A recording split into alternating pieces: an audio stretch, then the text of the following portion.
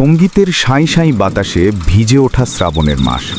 সন্ধ্যার আবছা আলো ধীরে ধীরে রাতের অন্ধকারে মিশে যাচ্ছিল। মোহন তার পুরনো সাইকেল নিয়ে ধান ক্ষেতের মাঝ দিয়ে যাওয়া পায়ে চলা পথ ধরে এগোচ্ছিল। তাকে পৌঁছাতে হবে তার গ্রাম চন্দনপুরে, কিন্তু সামনে চারদিকে এক অদ্ভুত নিস্তব্ধতা ছড়িয়েছিল। মনে হচ্ছিল বৃষ্টি নামবে, তাই সে দ্রুত চলতে লাগল। মোহনবানের গাথের কাছে পৌঁছতেই হঠাৎ ঝোড়ো হাওয়া বয়ে গেল। আকাশ কেমন যেন কালো হয়ে উঠল। ধানক্ষেতের ভেতর থেকে ধোঁয়ার মতো সাদা কুয়াশা উঠতে লাগলো। মোহন সাইকেলের প্যাডেল জোরে চালালো, কিন্তু ততক্ষণে ঝড় এসে গেছে। কিছুক্ষণের মধ্যে মুষলধারে বৃষ্টি শুরু। হে ভগবান, এখন কোথায় যাব? বৃষ্টির হাত থেকে বাঁচতে সে রাস্তার ধারের পুরনো কুয়ার পাশে থাকা ভাঙা মাচাং ধরনের ঘরে ঢুকে পড়ল। ভেতরে ঢুকতেই পিছন থেকে একটা কর্কশ ভয় জাগানো গলা শোনা গেল। মনে হয় পথ ভুলে গেছো বাবু। মোহন ঘুরে তাকালো। কোণে একটা বুড়ো বসে আছে, চোখে অদ্ভুত এক ঝলক। তার শরীর থেকে ভেজা কাদা আর ধোঁয়ার মতো গন্ধ বেরোচ্ছে।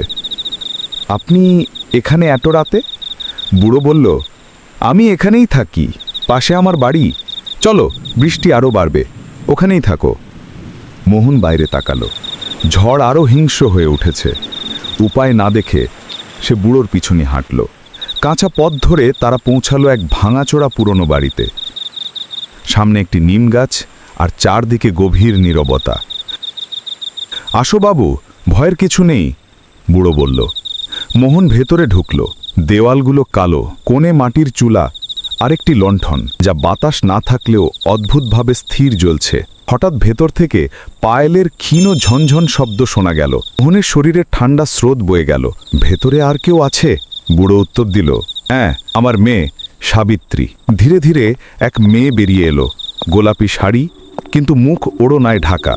কাছে আসতেই মোহন টের পেল কাঁচা রক্ত আর পচা গন্ধের মতো কিছু একটা। বসুন বাবু, চা নিয়ে আসছি, মেয়েটি বলল। মোহন লক্ষ্য করল তার পা মাটিতে ছোঁয়াই নেই, একটু ওপরে ভেসে আছে। এ কি? বুড়ো কঠোর গলায় বলল, রাতে এমন প্রশ্ন করা ঠিক নয়, গ্রামের রাত অনেক কথা জানে। বৃষ্টি থেমে গিয়েছিল, কিন্তু মোহনের ভয় বাড়ছিল। বুড়ো তার জন্য বিছানা পেতে দিল। ঘুমাও বাবু, অনেক রাত বাকি। মোহন শোয়ামাত্রই নিম গাছের দিক থেকে শিশুর কান্না শোনা গেল। তারপর তীব্র পায়েলের শব্দ, আবার এক নারীর করুণ চিৎকার। হে কেমন শব্দ! হঠাৎ তার চোখ খুলে গেল। ঘরের মাঝখানে কেউ একজন ঝুলছে, গলায় দড়ি, পা দুটো কাঁপছে, আর সেই পচা রক্তের গন্ধ পুরো ঘরে ছড়িয়ে পড়েছে। হটো, হটো! আকৃতি মিলিয়ে গেল। বাইরে বুড়ো মাচায় বসে পাতিলে কিছু কাটছিল। জেগে গেলে বাবু, ভয় পেলে? এটাই সেই জায়গা যেখানে সবার গল্প শেষ হয়। তারপর বুড়ো গল্প শুরু করল। অনেক বছর আগে এই বাড়িতেই সে, তার সুন্দর মেয়ে এবং এক লোভী জমিদারের ছেলে থাকত। জমিদারের ছেলের চোখ ছিল মেয়েটির ওপর। এক রাতে মেয়েটিকে একা পেয়ে সে ঘরে ঢুকে পড়ে। মেয়েটি চিৎকার করে বাবাকে ডাকে, কিন্তু ততক্ষণে দেরি হয়ে গেছে। মুড়িয়া হয়ে মেয়েটি কুয়োতে ঝাঁপ দেয়। গরম রক্তে চোখ লাল হয়ে যায় বুড়োর। সে জমিদারের ছেলেকে নিম গাছে ঝুলিয়ে মেরে ফেলে। তারপর বাবা মেয়ে দুজনেই বাড়িতে আগুন লাগিয়ে পুড়ে মারা যায়। তারপর থেকে বুড়ো বলল, যে কেউ বৃষ্টিতে এই পথে আসে, সে আমাদের গল্পের অংশ হয়ে যায়।